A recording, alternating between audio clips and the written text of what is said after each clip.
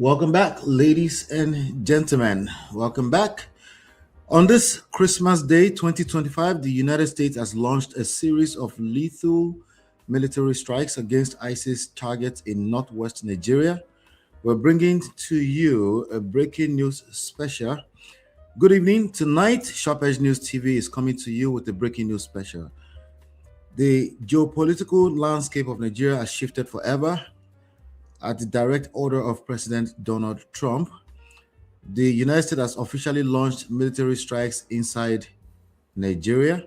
According to U.S. military officers, more than a dozen Tomahawk cruise missiles were fired from a Navy vessel in the Gulf of Guinea, neutralizing two major ISIS camps in Sokoto State. This intervention follows a direct order issued by President Trump in November for the Pentagon to prepare for military action to protect religious minorities in Africa's most populous nation. While the U.S. Africa Command, AFRICOM, confirmed the strikes were carried out to disrupt violent extremist organizations, Nigeria's Ministry of Foreign Affairs spokesperson, Kimiebi Ebiafar, stated that the precision strikes were conducted in coordination with the Nigerian government. This comes amidst a year where over 12,000 people have reportedly been killed by various armed groups across the country. Defense Secretary Pete Hegseth added fuel to the fire tonight, posting, "The president was clear. The killing of Christians must end. ISIS found out tonight on Christmas. More to come." Chief, this is a massive shift in U.S.-Nigeria relations. Is this a necessary intervention for human rights, or is it a violation of sovereignty that will escalate the conflict even further? Before I get into your answers, I'm just going to play the intro and we'll be right back. Ladies and gentlemen, hit the like button, share, subscribe, turn up your notifications. We will be right back.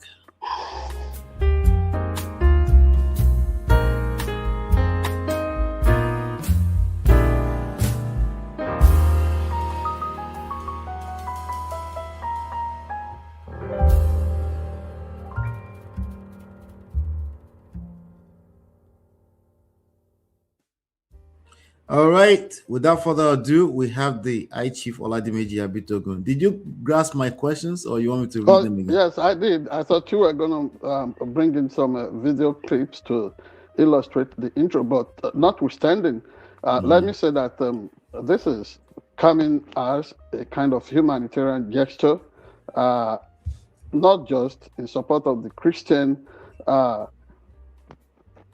faithfuls in Nigeria at this Christmas, because the import of this action, the thrust of this action could be misconstrued and misinterpreted, leading to massive misinformation, traffic in fake news by people who really do not think that this cycle of violence in Nigeria should, it's long due for a halt. So whatever has happened here has not in any way violated the sovereignty of Nigeria. And you can hear from Nigerian defense sources confirming that this was done in coordination with the Nigerian military authorities or hierarchy. So if anybody is thinking, because I really do not know the style of reportage that was engaged by the source, the news source the platform you just quoted, saying American War Secretary or Defense Secretary, whichever, Pete Hegseth, added fuel to the fire. That is suggestive and misleading to say that he's adding fuel to the fire. However, let us say that this is a pivotal moment concerning the war against terror, banditry, and kidnapping in Nigeria. Beyond that, now everybody should understand that we all may have our differences as Americans, but it's time. It's high time we began to take seriously President Donald Trump, whether Hmm. on his campaign trail or is just trying to get some photo up to speak with journalists. He says he's going to do something. He follows up on it. Venezuela, the action in Nigeria now, and look at what also happened in the Middle East. So, honestly, this is a president that does not fiddle. He says it, he means it. And thank God, Nigerian authorities are on board. So it therefore also means that in all that's been said, thinking that maybe the Nigerian government or military authorities have been conniving with this irresponsible ragtag army of misinformed religious ideologues. Now we know that President Ahmed Bola Tinubu is on the same page with everybody that wants a definitive period to this beleaguered history of terror in Nigeria. That is my take. So, it is not intrusive on the part of the United States. I mean, people called in an unambiguous fashion for help from above. And America has again showed up. I mean, America has again shown up to let the world know that it stands for freedom for those that are oppressed, and that that country, this our great country, I mean, land of the brave, home of the free. We stand as big beacon for those who are being unjustly repressed and wasted. This is what it is. So this is the direct statement from Donald Trump earlier on this evening. He said, "Tonight, at my direction as Commander-in-Chief, the United States launched a powerful and deadly strike against ISIS terrorist scum in northwest Nigeria, who have been targeting and viciously killing primarily innocent Christians at levels not seen for many years and even centuries. I have previously warned these terrorists that if they did not stop the slaughtering of Christians, they will be held to pay. And tonight, there was. The Department of War executed numerous perfect strikes, as only the United States is capable of doing. Under my I agree. leadership, I agree completely. Only the United States of America can come with that kind of, that kind of precision strikes, lightning speed. He said, under my leadership, our country will not allow radical Islamic terrorism to prosper. May God bless our military, and Merry Christmas to all, including the dead terrorists, of which there will be many more if the slaughter of Christians continues." So many people are asking the question, like, wait, what do you mean if it continues? There will be more. Which one is it? Is it there will be more, or is that a strong if, or is that a blurry if? What's your take on it? That's a statement that has been made with the clarity of tone and intent, as it were. There will be more if the terrorists do not stop. Simple. People should not be out for mischief, trying to read them beyond what the spirit and letter of what Donald Trump, President of the United States, is saying there. And that is not even at variance with the desire of every peace-loving Nigeria at this moment, including the leader of this Africa's most populous democracy. And you have seen all kinds of fallouts from this, including restrictions, visa ban, and the kind of disruptions that will happen to students who would want to come over to the United States for studies in our various colleges and universities this January, and even immigrant visas too. I mean, people who have been hoping to join their spouses to come over here and live in unity as a family unit. Mhm. That would be more difficult. Now that this decisive action against terrorists in Nigeria has begun, you can be sure that in the wake of this, possibly there will be a relaxation and possible removal of Nigeria from that list of country, or yeah, that gang of people that are being viewed with concern internationally. So this is a win-win for Nigerians and peace-loving Nigerians.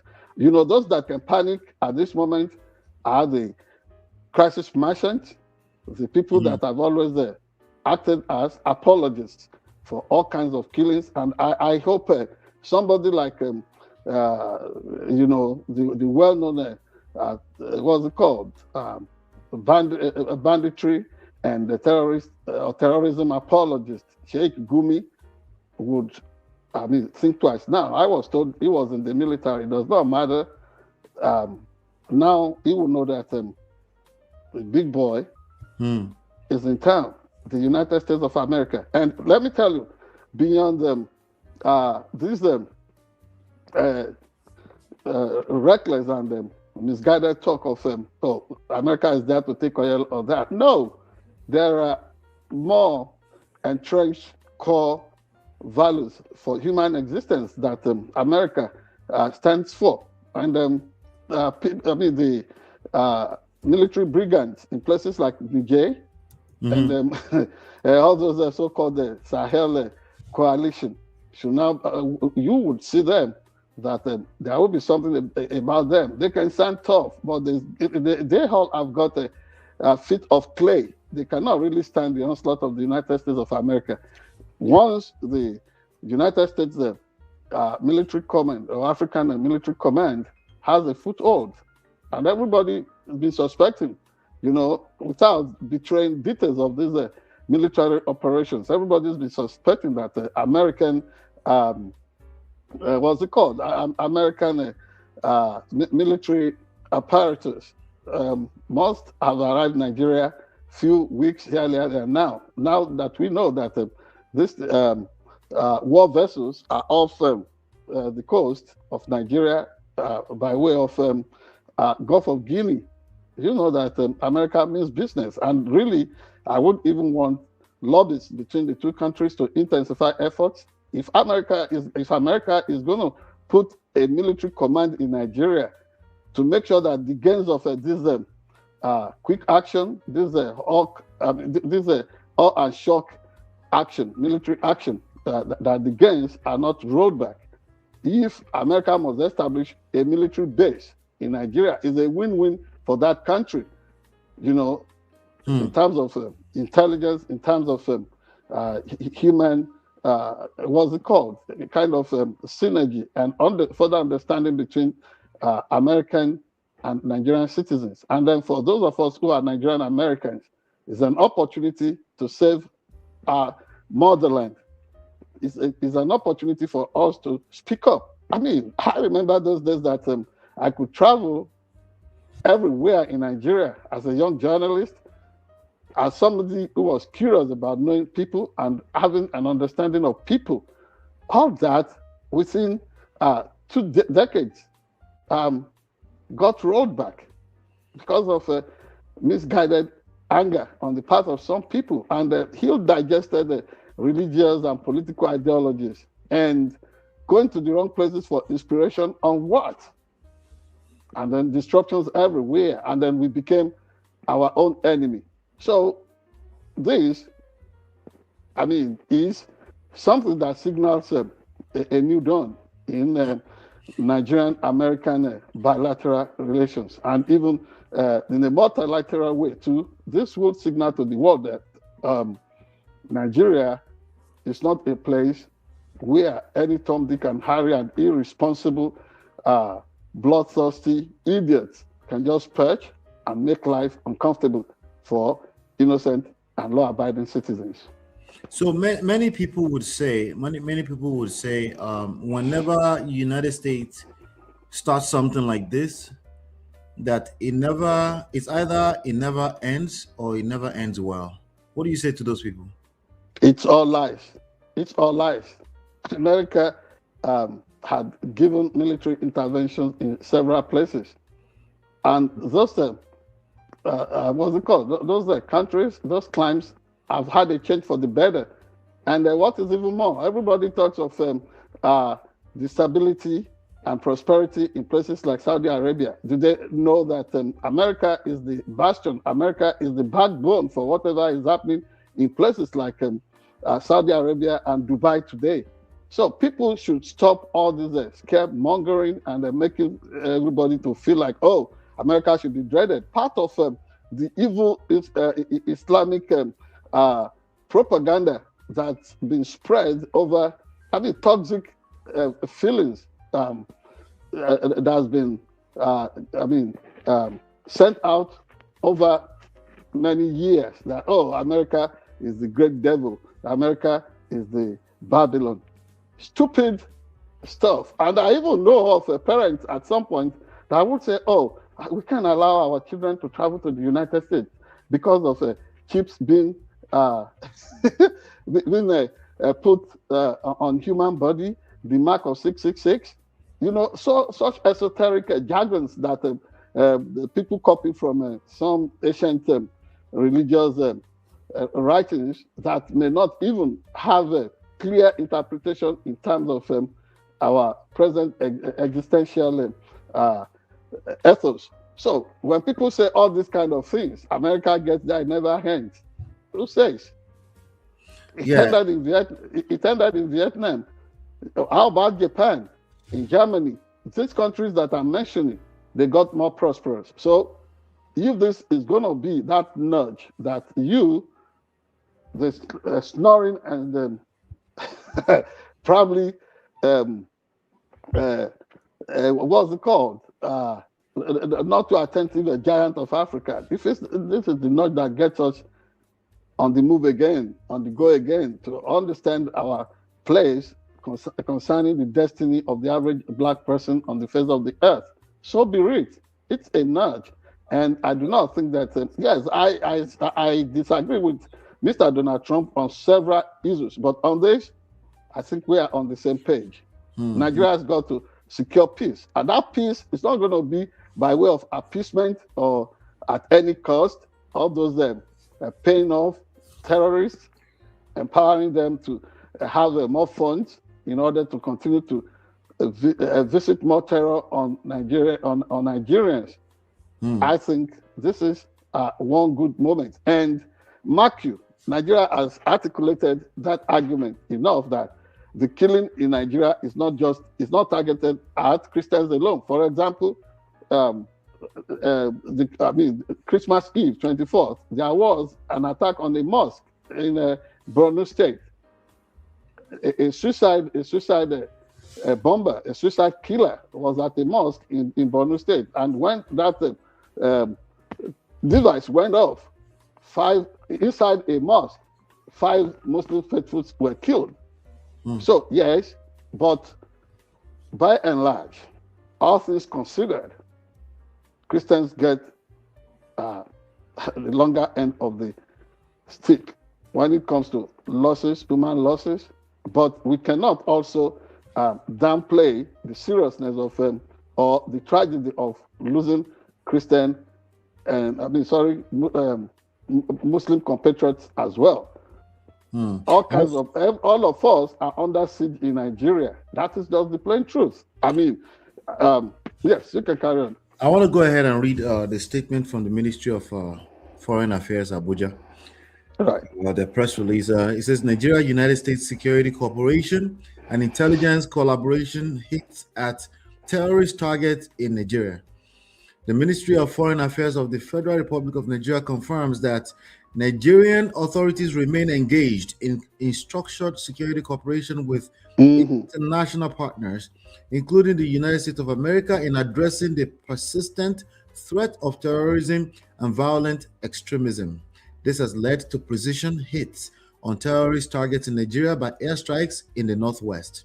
In line with established international practice and bilateral understandings, This cooperation includes the exchange of intelligence, strategic coordination, and other forms of support consistent with international law, mutual respect, mutual respect for sovereignty, and shared commitments to regional and global security.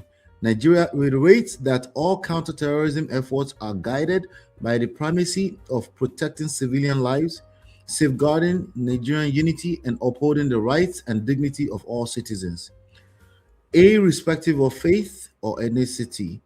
Terrorist violence in any form, whether directed at Christians, Muslims, or other communities remain an affront to Nigeria's values and to international peace and security. The federal government continues to work closely with its partners through established diplomatic and security channels to weaken terrorist networks, disrupt their financing and logistics, and prevent cross border threats, while strengthening Nigeria's own security institutions and intelligence capabilities. The Ministry of Foreign Affairs will continue to engage relevant partners and keep the public informed through appropriate official channels. Signed, Kimebi Imomotimi Ebiefa, spokesperson. So the first comment on that came from UD. He says, "This is a safe face situation. You mean you had the might to bomb Benin Republic, but ran out of jet fuel, preventing you from handling the one in Nigeria until the United States handled it for you?" Who is making this comment? This is that on our platform? No, it's not. No, it's a random comment on Twitter, just on that. Well, on that this is press release. that kind of comment is what excuses and the sabotages. The efforts of the government and its international allies in containing what is going on in Nigeria. This is a serious moment for all of us. It's also a sobering moment for somebody to now begin to want to score cheap political points on what is an existential serious issue for all of us. I think it's irresponsible, and let us focus on what the statement from the Foreign Affairs Ministry is saying right there. I mean, for everybody who thinks it's America that is coming in, taking over the place, challenging the sovereignty of Nigeria, a sovereignty that was even undermined and probably completely erased by this, like Donald Trump called them. This comes at some point, up to the moment this intervention came, this collaboration came. It's what everybody should now begin to look at, that we are having a kind of rebirth, we're having a kind of restoration, and very soon that hope would rise in all of us that Nigeria can be, can do greater exploits again. I don't want to go the way of make Nigeria or America great again. No, This is no time to start trading political mantras or sing songs. No, this not is about any of that. Yeah. Yes, making sure that when a nation faces a serious and dire strategic and tactical issues like this, everybody comes on board. We must be united. And the intelligence arm of a Nigerian defense, what's it called? The defense hierarchy should be up and alert, watching out for every attempt at sabotaging this surgical military operation. Anybody going around without compromising on free speech, but people going around to instigate all kinds of opinions and views that would demoralize the men and ladies in uniform at this moment should be pushed aside, while we are lesser focused on the mission of making sure that these people are totally taken out. They are totally taken out. And then the other aspect of what's it called? That would be a backup to the military onslaught should be now putting in place things that would lead to better understanding, improved coexistence between nomadic herdsmen and farmers in various communities across Nigeria. And SharpEdge News, have been around some cattle, what's it called? Cattle farmers or cattle ranchers in the United States this Christmas, and sharing dinner, lunch with some of them, and getting their perspectives on how to go about the business of ranching, business of keeping cattle in a place like Nigeria, in a way, in a fashion that we will come out with that report next Monday, and we'll see if Nigerian government can listen and set up workshops and seminars through which cattle rearers and local farmers could benefit from whatever we are going to make public from our own findings, from our own research. You know, we can keep cattle without losing lives. We can be farmers without being under the threat of annihilation. For far too long, the tension between farmers and herdsmen in Nigeria has been a decoy, a kind of facade for all kinds of foreign infiltrators, territorial invaders to come into Nigeria and perpetrate all kinds of crimes, all kinds of murderous exploits. This is the time to stop, and everybody's got to queue behind both Presidents Donald Trump and Bola Ahmed Tinubu to make sure that Nigeria has a new dawn. That is just simply what we almost do, instead of some people beginning to post asinine and insidious comments as to, oh, you can go to Benin Republic and then you don't have to do this and all that. Trash. All right, let's go through some of the backstories that led to to where we are today. According to CNN, they have what they call the years of violence, and they have what looks like let me see if I can. No, let's just leave this on the screen. It says Nigeria has grappled for years with deep-rooted security problems driven by various factors, including religiously motivated attacks. The country has roughly equal numbers of Christians who are predominantly in the south and Muslims who are mainly concentrated in the north. In 2012, the Islamic group Boko Haram issued an ultimatum ordering Christians in the northern region to leave while calling on Muslims in the south to come back to the north. Most targeted killings in recent years have been in the north. Besides Boko Haram, there's also a lesser-known Lakurawa group prominent in northwestern states. Lakurawa or Lakuregbe, whatever. Which security analysts said could have been the target of Thursday's strikes. By the way, they were earlier on today, they were reported suicide bombings in Maiduguri. Yes, that's what I mentioned. Okay, yeah. So just for those that are just coming in. So observers say other violent conflicts arise from communal and ethnic tensions, as well as disputes between farmers and herders over limited access to land and water. Are Christians being killed? Yes, though that's only part of the picture. John Joseph Ayab, a pastor who leads the Christian Association of Nigeria, CAN, in the country's northern region, agrees with Trump's claim of systematic killings of Christians in that area. The scale of the killings has reduced in the last 2 years, he said. However, this year has seen a spate of high-profile attacks in predominantly Christian pockets of the north, which has drawn international attention and condemnation. In April, gunmen believed to be Muslim herders killed at least 40 people in mostly Christian farming village. 2 months later, more than 100 people were massacred in Yawata, a largely Christian community in the northeastern state of Benue, according to Amnesty International. The killings have been seized upon among parts of the Christian evangelical right in the U.S.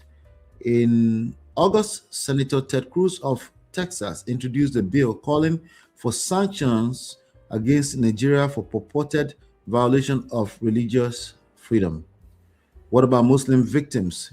Muslims have also been victims of targeted attacks by Islamist groups seeking to impose their extreme interpretation of Islamic law. At least 50 worshippers were killed in August, where gunmen attacked a mosque in the northwestern state of Katsina, and many similarly brutal attacks have been carried out in Muslim communities by Boko Haram and other armed groups in the north. I have a question for you, sir. Yes, sir. So, as we know that there's probably both people affected, but we also know that we know that this adversaries of non-entities like based kind of people, they also tend to claim that they are doing this in the name of a particular religion, right?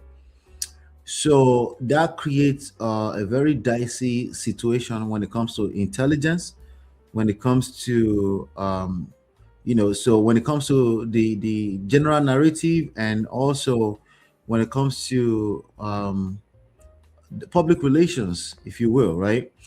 So, in your opinion, what's your take on this? Is this a situation?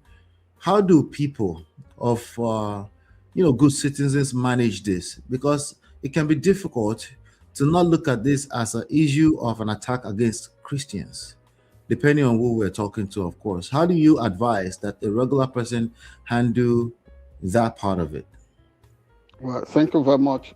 Remember, I've always advocated a situation in which people educate themselves. For example, I am a practicing Christian, but you yourself, you know that I do not tolerate dramatics or theatrics often promoted by charlatans in the name of religious adherence. You come to me with things I find to be because I know my Bible. I know that as a Christian, I am not fixated on practices in the Torah, or what Muslims will call the Torah, or which we will call Old Testament.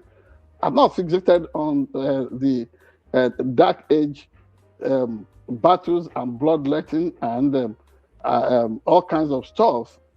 I'm not trapped in that. I mean, I live for the hope of what Jesus came to reform, to set the captives free, make sure that the poor and vulnerable in the society are taken care of, and being nice to my neighbor. And I cannot just close my eyes to the fact that there are bad Christians, there are bad Muslims, there are good Christians, there are good Muslims, and there are also good traditional religion faithfuls everywhere. So to just have this blanket or broad brush paint and condemnation or rejection of people, and then saying that those who do not subscribe to your viewpoint or your strict interpretation of whatever should be annihilated. That is a no. When people promote that, you're going to ask them. So if this is your God, is such a bloodthirsty entity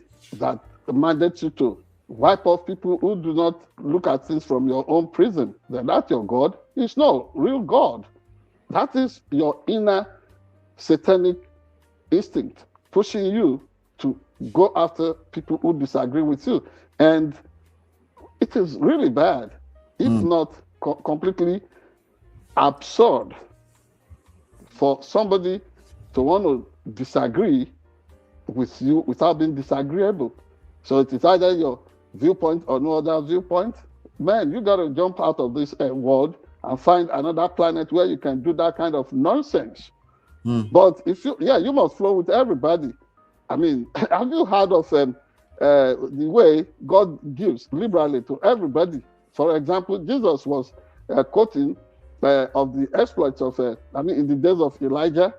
Remember the widow of what's this place called? I will remember that place. That widow in that area, which was not even part of Israel then, Shunem, the Shunammite widow. Remember that Elijah was not even sent to any widow in Israel where there was what's it called, crushing famine and drought all those years. Elijah was sent by God to, or allegedly, reportedly, to the widow in Shunem. And at the end of the day, look at the series of events that transpired there. So if God, the Father of the universe, would not be so partial as to focus just on widows who were in Israel of that time under King Ahab and the what's it called? The wife who operated like a mindless despot and tyrant, Jezebel. And then Elijah was sent to the house of the widow in Shunem. Who are these people to tell us how God gives liberally? And then this same God that makes sure that the same rain that falls on Muslims in Nigeria falls on their compatriot Christians and traditional religion adherents. So who are they to want to tell us how God operates, his preferences, what he wants to do? So these are the issues. You set limits when people come to you with all kinds of what's it called? Wrong-headed ideologies and thoughts. All those speculations, you must learn to shoot them down, not just with superior reasoning, because some of them can operate like a mob, and it is stupid to argue with a mob because they are usually thoughtless and very illogical. So you are not going to engage such wrong-headed bigots. I mean, in certain ways, just let them know this cannot just be right. And I was discussing with a friend of mine in Ibadan this past week, and she grew up as a Muslim, but she has always learned to shun extreme Islamic teachings. For example, this idea that borders on something coming from the brain of an imbecile that 70 virgins will be the reward for a single person that kills in a wrong-headed Islamic jihad. And then she told me, while her mother was alive, she asked the Islamic clerics that were pushing that in their mosque. And so if 70 virgins would be given to the average male jihadist as a reward in heaven, so what would be the reward for all of us, the old women here that were originally married to our husbands? Because these things were not coming directly from Allah or God himself. These are just human feelings who felt like, in life it is about the libidinous propensity of the average man. How hard you can pound and all those stupid stuff about sex-driven what's it called? Viewpoint.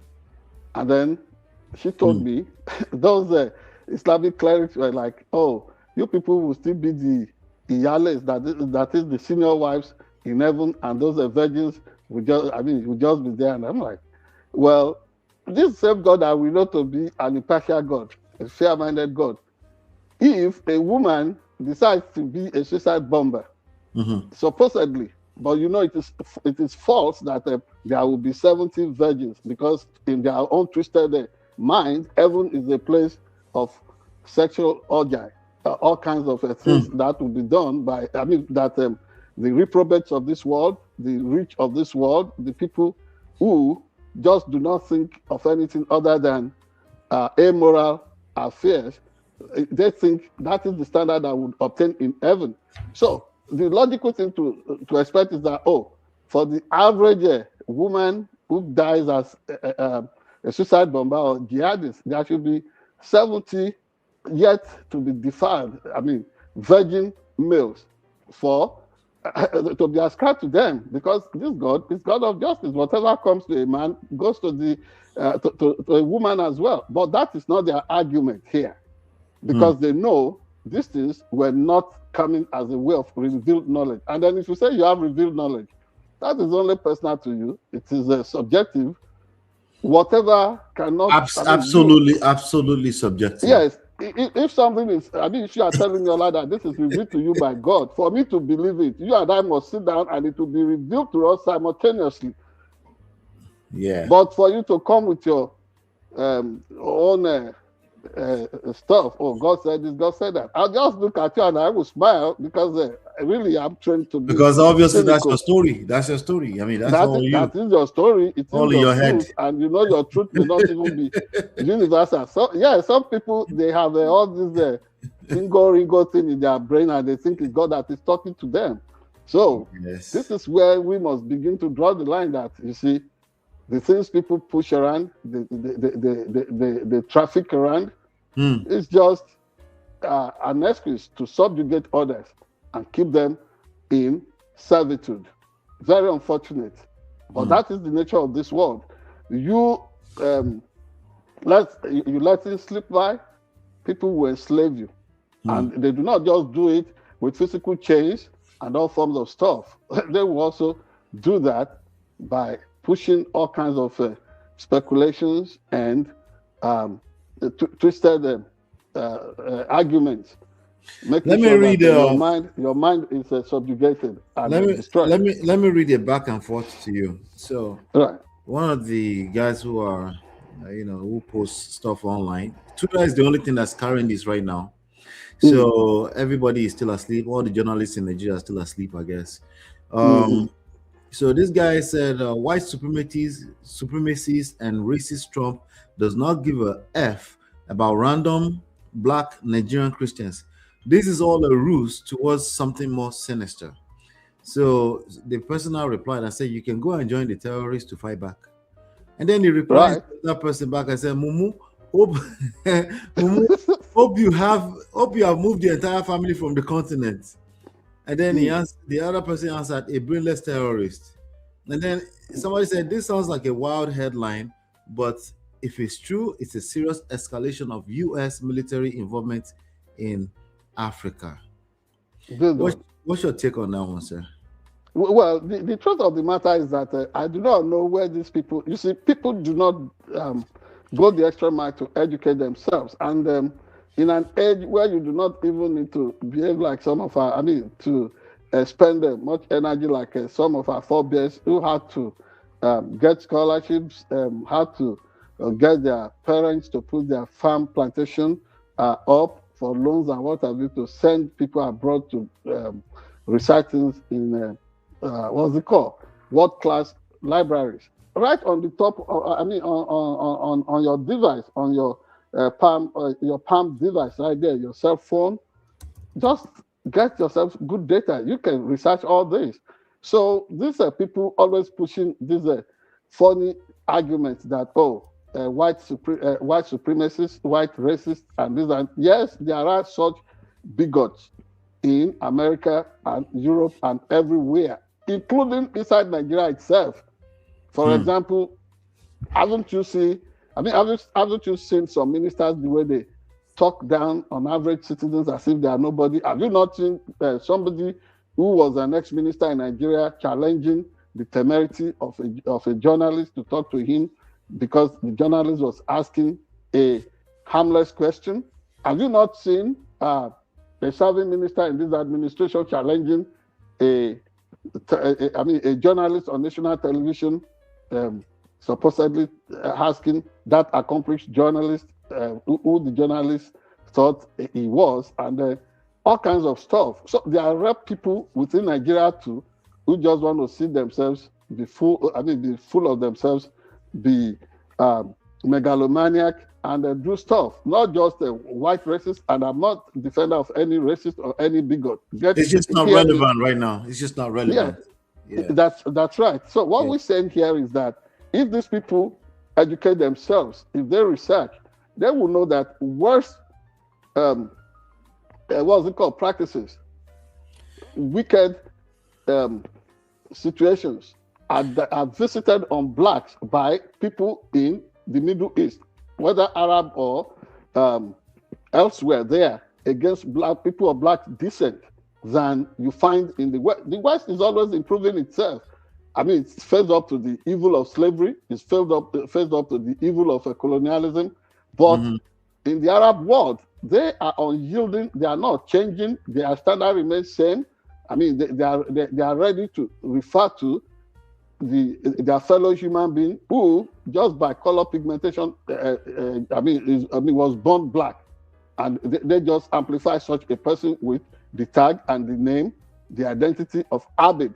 Abid, ABD. The Arabic word means slave. They just see you immediately. They say a black person. They are calling him a slave.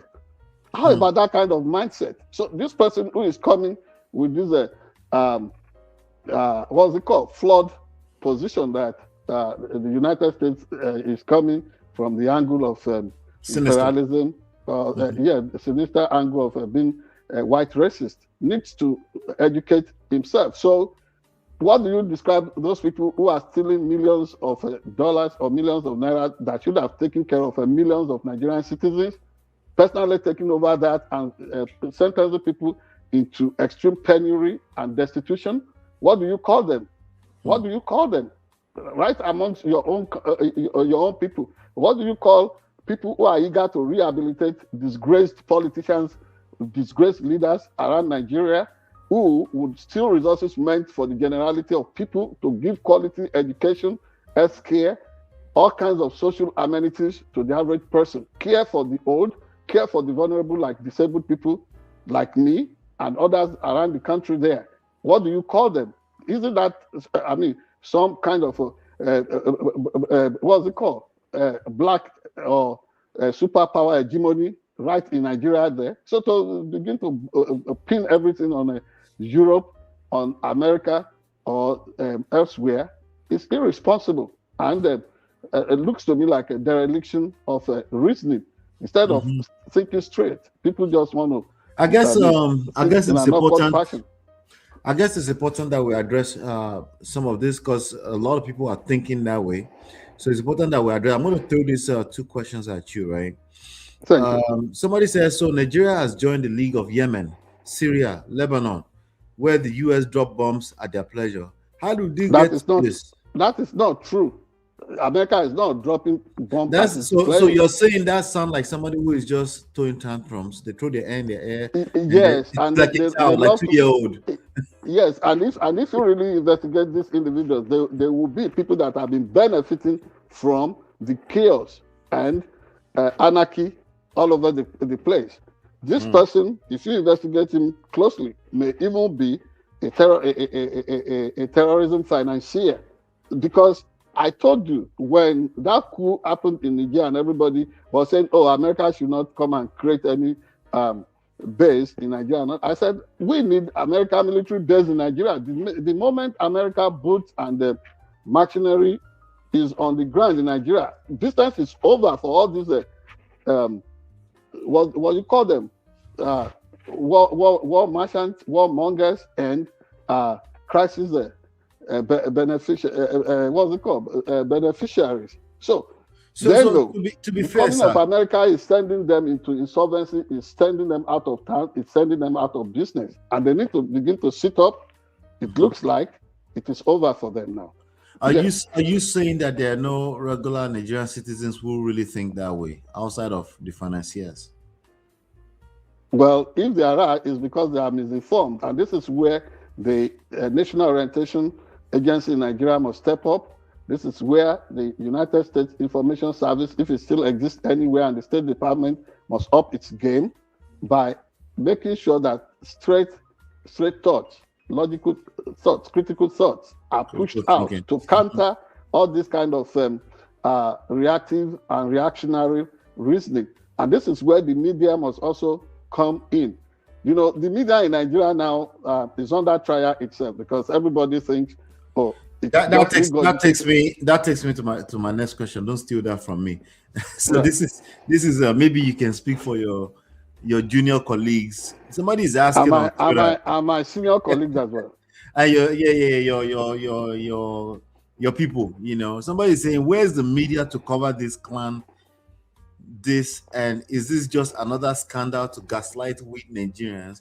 And I think somebody also said, I'm still awake this night of the night, not because I want, but because I can't sleep in my room. No way to. Somebody was saying, okay, someone said, guess what? No news of it yet from any media outlet. Well done.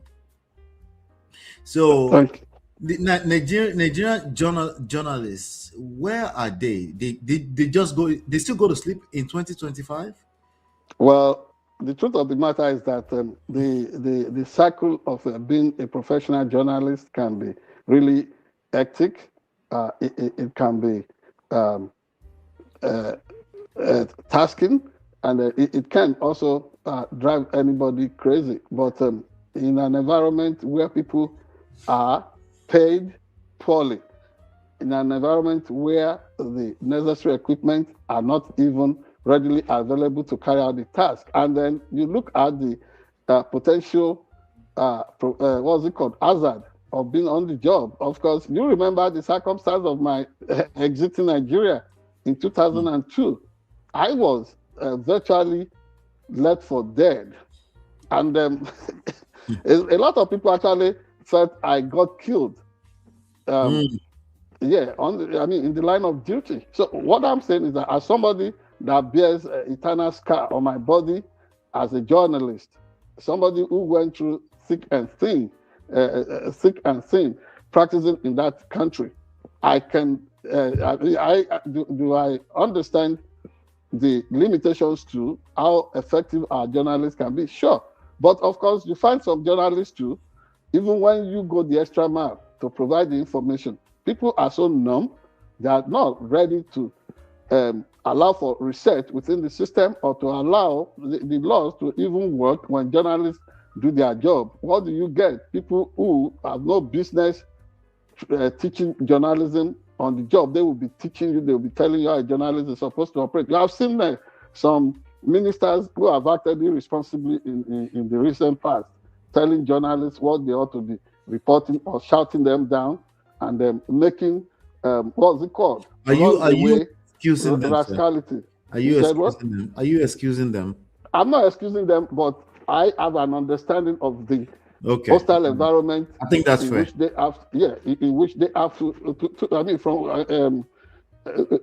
they operate from. This is just the truth of the matter. I think that's fair. Yeah, and whether under the military or in this so-called what's it called, propped up democracy that we have, which we think is real democracy, journalists are not able to operate as they ought to.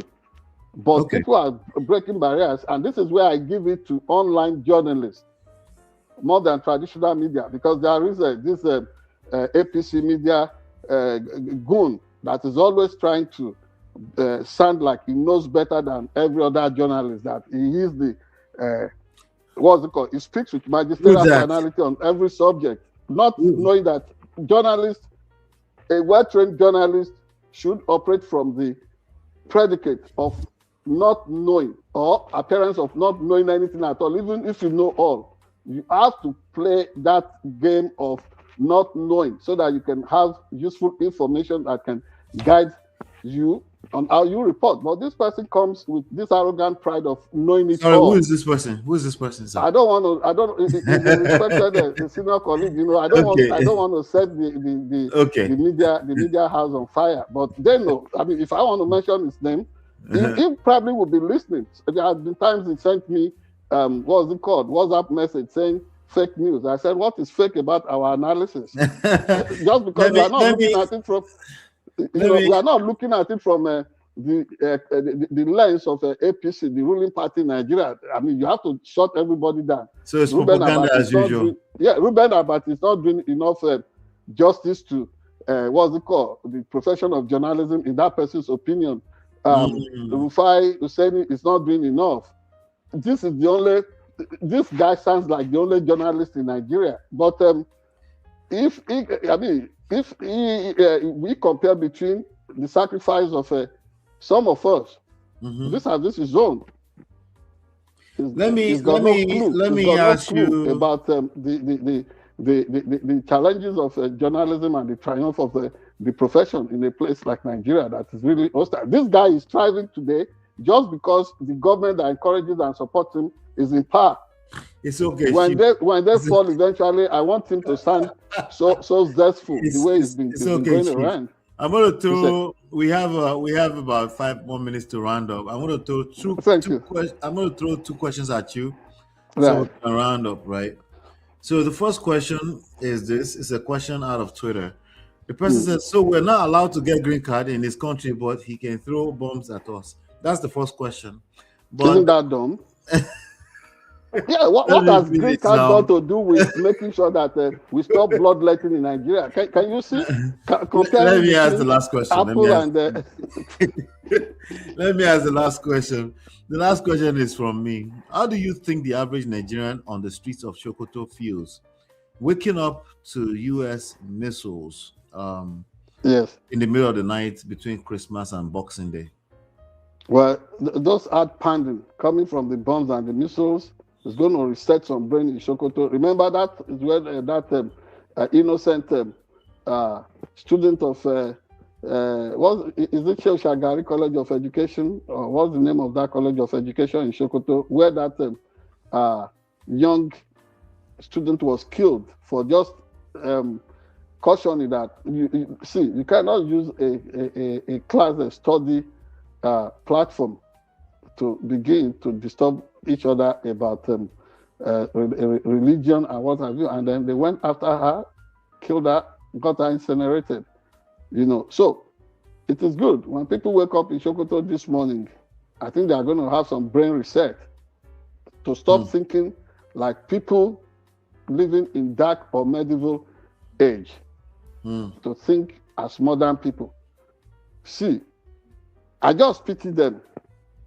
I know we are all one, but I pity the average Nigerian who drinks nothing other than the potent, what's it called? The potent drug of religion. I mean, yeah, this thing that destroys their mind, that numbs their mind, not to be able to think straight in a logical fashion, to have a critical thought process. I think waking up this morning to that reality that, look, things have changed.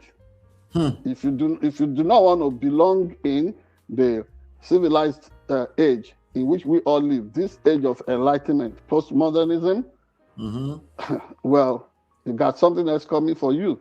But everybody usually sounds tough, including the military brigands in the Sahel coalition in Africa.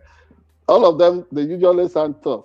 But when they begin to see that war is not the Usman Fodio age kind of thing, that war is serious and can be devastating and can really be destructive, and you never can predict the end from the beginning, I think everybody would sit up and begin to think straight and better. Okay. So this is, before the thing escalates further, this is the time for everybody to really converge on the plateau or wherever around negotiating tables and say, see, we give it up. Whatever light weapons or illicit or proliferated arms are available around Nigeria, people should give it up now and embrace the option of peace. Let us live the way we have always lived. And then shun that nonsense that ended up seeing that people were kidnapped, were raided, sold into slavery in the millions, whether in East Africa, South Africa, West Africa, Nigeria, where have you?